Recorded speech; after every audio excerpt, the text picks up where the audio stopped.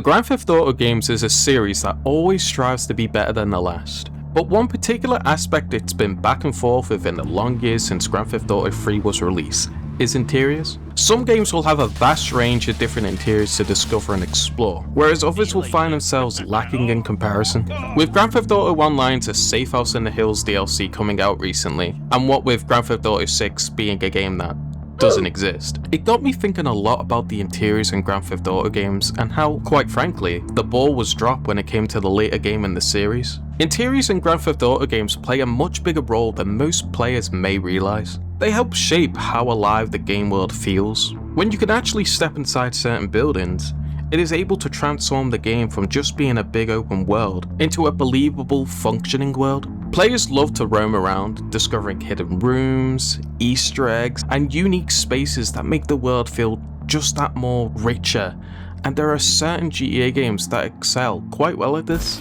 Grand Theft Auto 4 was a lot smaller than the previous San Andreas map, putting all its focus entirely on Liberty City, and as a result of that, Rockstar was able to really focus in on making this city feel lived in, especially when it came to interiors. You of course had interiors used in missions, but there were also just a whole bunch of buildings that you can just explore and free roam. Now of course, everyone and their mum knows about the hospitals, especially seeing how long you can hold out in there fighting the police. But there was also restaurants like Burger Shop, Cluck and Bell, diners, internet cafes, apartment complexes, old factories, no-no stores, strip clubs, car showrooms, bars, bowling alleys, park toilets, and even penthouse suites. Can you tell I'm a GTA 4 fan? It really sold you on this idea of a breathing world with areas to explore that was completely up to player choice. And the beauty of all these interiors is that it was all seamless, with no loading screen in sight, and that still to this day is very impressive.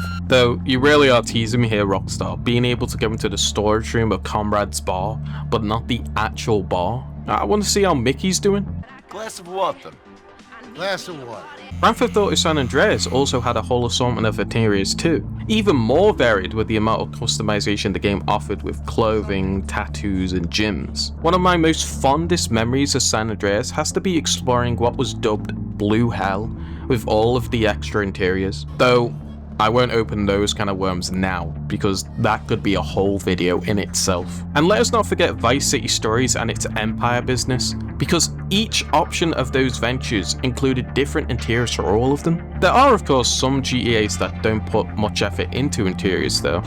Take Grand Theft Auto 3 and Liberty City Stories basically having their safe houses, and that was pretty much it. Unless you want to include Salvador's Mansion's open area bit. But then we come to Grand Theft Auto 5, which is honestly the most strangest one of the bunch. Now of course, GTA 5 and Online was just a bit more complex than the previous titles, so stuff was bound to be different, but that doesn't take away the effect it had regarding interiors. You see, GTA 5 definitely has interiors, both in single player and online.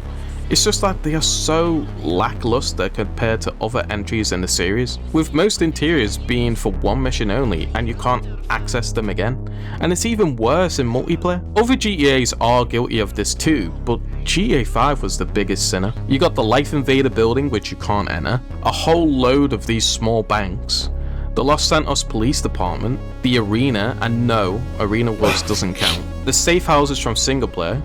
Hell, most of the single player's interiors are in fact loaded in on the map, but you have no means of accessing them, unless you manage to glitch into a few.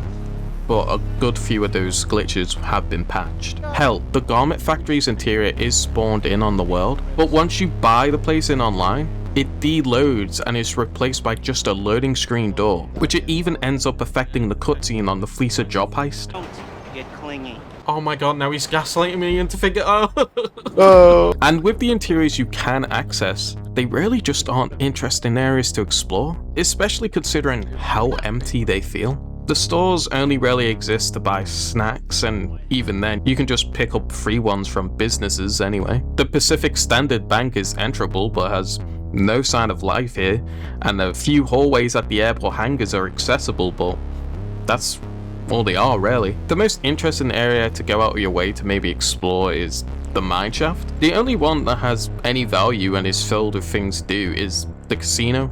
Well, that was very deliberate on Rockstar's part. And yes, during missions in online, you do visit a fair few interiors, but my god did Rockstar get so lazy as the updates to online went by. So many interiors are reused in missions that it feels like your character is playing pretend. The Cayo Perico heist, for example, was marketed as a whole new area to explore, but for the majority of that update, you're doing setups in Los Santos with interiors that are used elsewhere in the game. Even in the weapon setup in the Los Santos offices, you can clearly see out the windows you are not where the game says you are. So why am I bringing all of this up? Well, besides being a nostalgic bozo, recently with the Mansions DLC for GTA Online, players got the impression that the interior for their mansions would be spawned into the actual world, and I was under that impression as well, especially with shots like this from the trailers. But the way it's been done leaves me really confused. Players were wondering how they would make interiors loaded into the open world of online work, and well,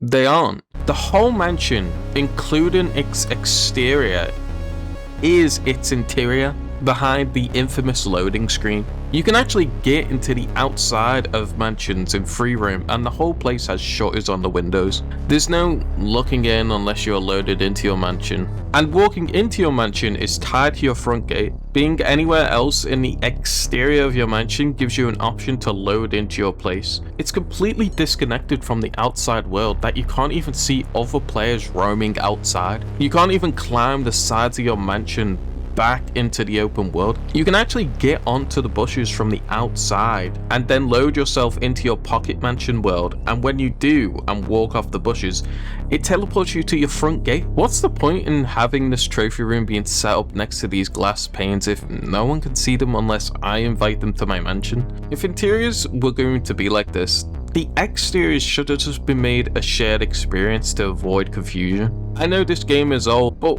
why do I have to load into the exact same place and position to play darts here? Oh, but no, it's just me and Angel stuck in this mansion together. Thanks a lot, Rockstar. What can I do for you, Daddy? Relax, Daddy. It's a masterpiece, Daddy. Nice hair, Daddy. Faster, Daddy. There's champagne in the kitchen, Daddy. Welcome back, Daddy. What's up, Daddy? You know, Daddy, sweat really suits you. Yeah, work it, Daddy. Watch out, Los Santos. Here comes Daddy.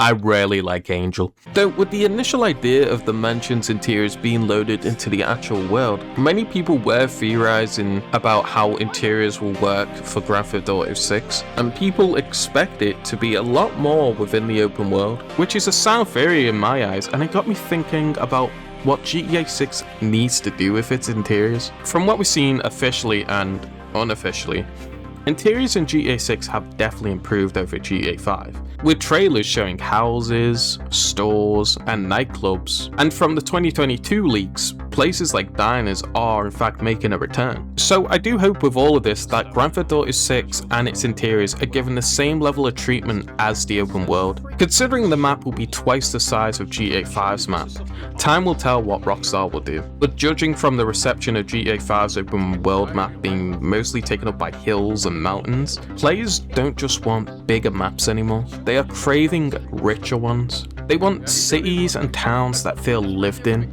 and not just to serve as a backdrop for missions. So as we look forward to GTA 6, I really hope Rockstar embraces what made interiors so special in their earlier games. Give us some variety, give us places to explore that aren't always tied to missions, places hidden from the player wanting to be explored, and Easter eggs to be discovered. Give us spaces that truly feel alive, which I assume they are going to do, and they keep delaying the game to get all that extra incredible detail in there, and they definitely aren't trying to perfect jiggle physics, I swear.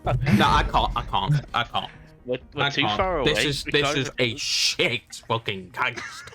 Yeah.